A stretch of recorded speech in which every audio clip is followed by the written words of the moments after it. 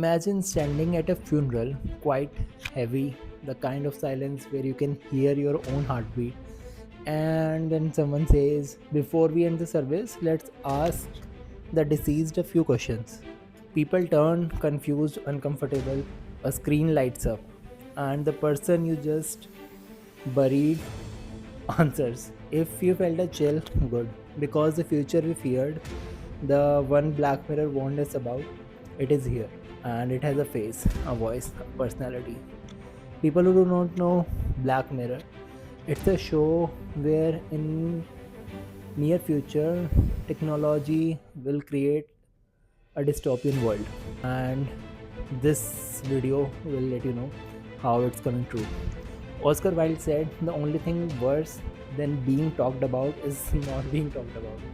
Today, even death cannot save you from that. Welcome to the age where memories don't fade and they are going to be uploaded. Chapter 1: The technology that refuses to let anyone go. Let's talk about the machine behind this resurrection. It is called StoryFile. On the surface, it looks harmless. You sit in front of a camera, answer questions, laugh, cry, confess, and ramble. You're basically giving the AI a roadmap of your mind, a blueprint of your soul. Later, anyone can ask your digital clone questions. So they could ask, what scared you the most? What made you happy?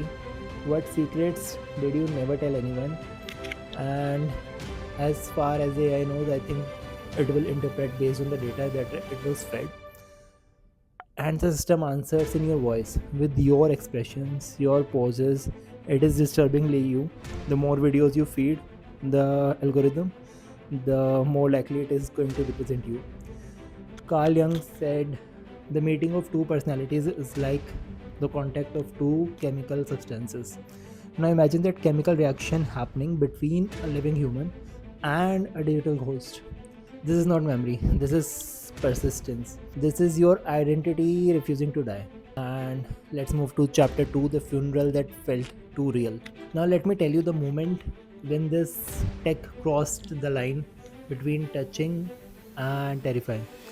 So, there's this person who actually passed away, family gathered, and you have tears. You know the atmosphere of a funeral, some grief and some acceptance, life moving forward. Then her son asked, "I would like to ask her a few questions." Everyone froze. The screen turned on, and Marina, who wasn't alive anymore, appeared and smiled. Not as a memory, not as a recording, but as a participant of her own funeral. That's People asked her questions. She answered naturally, obviously, laughing between responses, talking like she never left. And some people were comforted, maybe. Others whispered that it felt wrong. Like, this is, it is weird. Like, this is not a real person, but still, it speaks like them.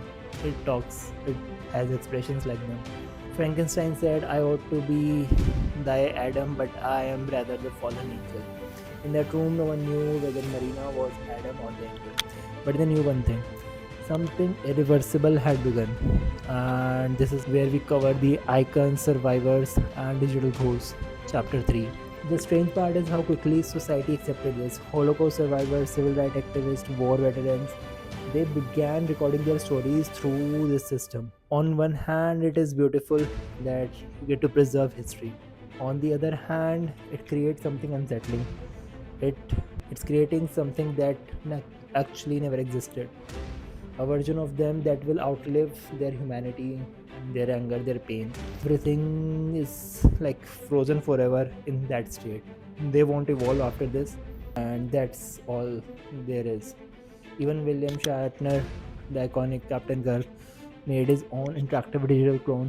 And when asked how old he is, he said, "I was born in 1931. You do the math."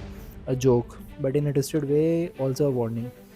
Because Shatner may leave this world one day, but the digital self will not age.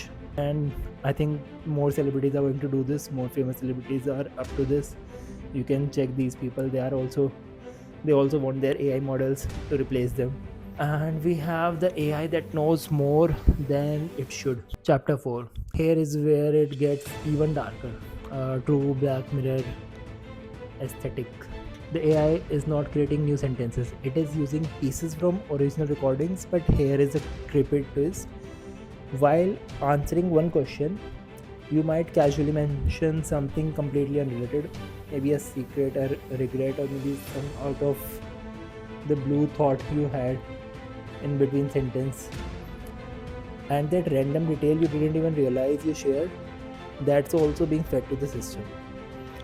All your clips, all your emotional cracks, all your unguarded moments, from even the slightest of expressions, it's going to capture it.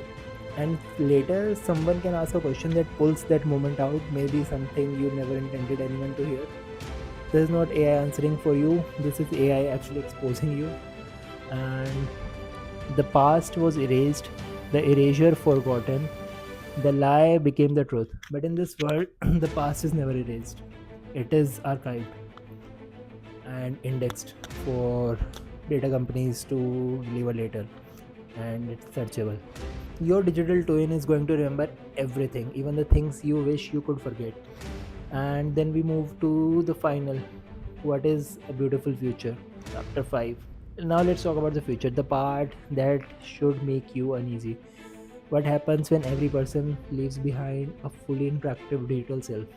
So you have digital self of your grandmother, grandfather, great grandfather, and eventually parents, and you can talk to them, you can get advice from them, and they are not growing, they are like screenshot of that person in their time, and they will not grow after this, they won't have experiences. A version your employer can analyze, a version advertisers can learn from, a version that might answer questions you would never want them to ask. Here is another disturbing part, even the people who built this tech says the future is unpredictable. One of them said, things are moving so fast, I cannot predict what will happen by the end of this year. Which is true, because even developers can't tell if they are going to be replaced by AI or not. And this is the plot of every dystopian story we have ever heard. Will we upload ourselves voluntarily? I wonder. Or will society slowly pressure us into it? Will this become the norm, that everyone has their digital self who can talk and reply on their behalf? Imagine dating apps using your digital twin to check compatibility. Imagine your grandchildren preferring your AI version over your real one because it is more perfect. Black Mirror warned us that the line between living and the existing would blur, and this fade is happening in real time, and it's too fast. The future might be beautiful, it might be the digital afterlife we never asked for. So tell me in the comments what kind of discussions you would like. Would you create your own AI clone for future generations? Or does this really feel like a future where even death cannot disconnect you? Imagine getting calls, Teams calls, after you die. Digital self is replying on Slack. Or let me know more discussions and updates.